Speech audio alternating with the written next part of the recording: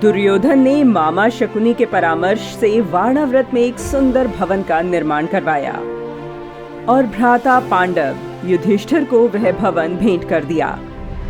पांडव अपनी माता कुंती के साथ वहां जाने की तैयारी में जुट गए और अनुज भाई दुर्योधन को सहृदय भवन भेंट करने से खुशी प्रकट करने लगे, जबकि दुष्ट मामा शकुनी दुर्योधन के साथ मिलकर कुछ और ही चाल चल रहा था। दुर्योधन और शकुनी का साथ एक और व्यक्ति दे रहा था। वो कौन था और वारणाव्रत स्थान क्या आज भी मौजूद है? माटी की विरासत कार्यक्रम के सफर में यही रहस्य खंगालने निकलेंगे और जानेंगे आखिर दुर्योधन ने वह भवन पांडवों को क्यों भेंट किया था, इसके पीछे उसकी मंशा क्या थी।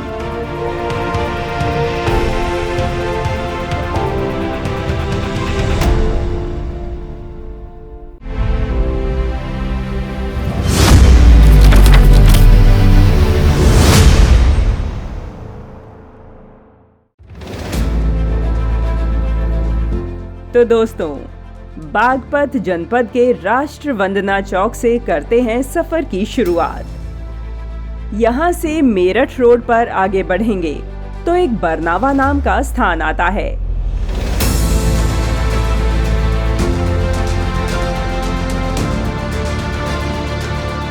यह बरनावा ही महाभारत काल का वारणाव्रत है, जहां लाखों से बना सुंदर भवन दुर्योधन ने तैयार करवाया था और पांडव युधिष्ठिर को भेंट किया था। लेकिन यह कोई भाई प्रेम नहीं, बल्कि गहरा षड्यंत्र था। भवन सुंदर सोने के मृग के समान था, जो देखने में काफी सुंदर था। हो भी क्यों ना, इसे सृष्टि के दूसरे सबसे अच्छे आर्किटेक्ट और मंत्री पुरोचन ने स्वयं अपनी देखरेख में बनवाया था। लेकिन लाख से तैयार यह भवन सुनियोजित साजिश का एक हिस्सा भर था। लाख से तैयार होने के कारण ही इसे लाक्षागृह नाम दिया गया है। लाख एक प्रकार का मोम ही होता है, जो आग को बहुत जल्दी पकड़ता है।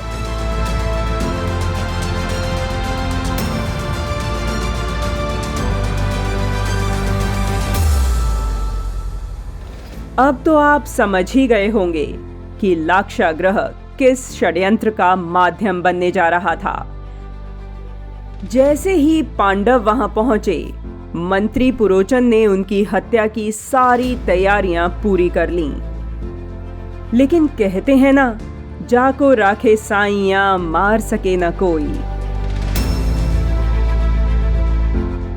मंत्री विदुर के आग्रह करने से पांडव आग लगने से पहले ही एक गुफा से होते हुए महल से बच निकले और दुष्ट कौरवों को सही समय पर सबक सिखाने के लिए व्याघ्रप्रस्थ, जो अब बागपत कहा जाता है, वहां के वनों में भटकते रहे। जिस गुफा से होकर पांडव लाक्षागृह से बच निकले थे, वह आज भी मौजूद है।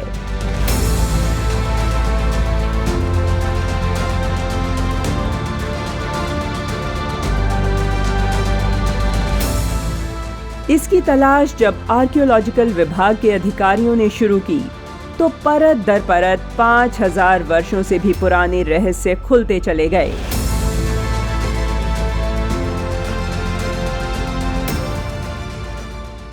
चंदायन से लेकर सिनौली तक इसके कई साक्ष्य मिले हैं। जब इन पर शोध हुआ तो सनातनी ग्रंथों के पन्नों में लिखी वीर गाथाएं सच साबित होने लगी। खुदाई में न मात्र 8 मानव कंकाल, मिट्टी के बर्तन और दुर्लभ पत्थरों के मनके मिले हैं, बल्कि 3 प्राचीन योद्धाओं के ताबूत और एक रथ भी मिला है।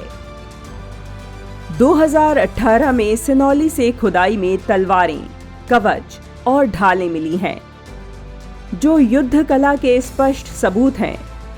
वर्ष 2014 में चंदायान गांव के करीब तांबे का एक मुकुट मिला था।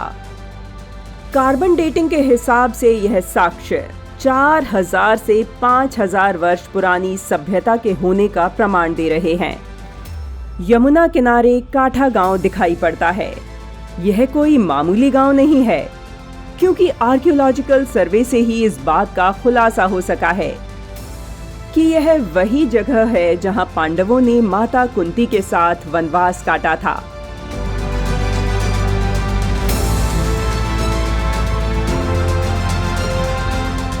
वारणाव्रत की यात्रा में इतना ही।